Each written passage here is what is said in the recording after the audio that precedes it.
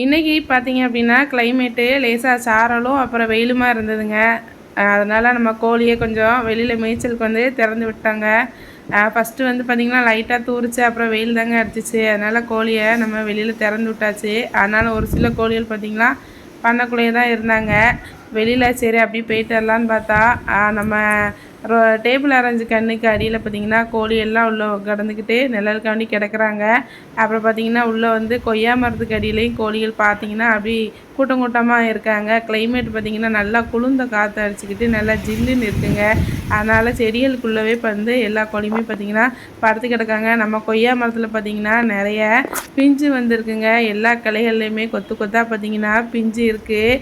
அப்படியே பார்த்திங்க அப்படின்னா நம்ம கொஞ்சம் தூரம் நடந்து உள்ள வாழை தோட்டத்துக்குள்ளே கோழியெல்லாம் என்ன செய்யுது அப்படின்ட்டு பார்க்கலாம் அப்படின்னு சொல்லிட்டு நம்ம வாழை தோட்டத்துக்குள்ளே வந்தாங்க.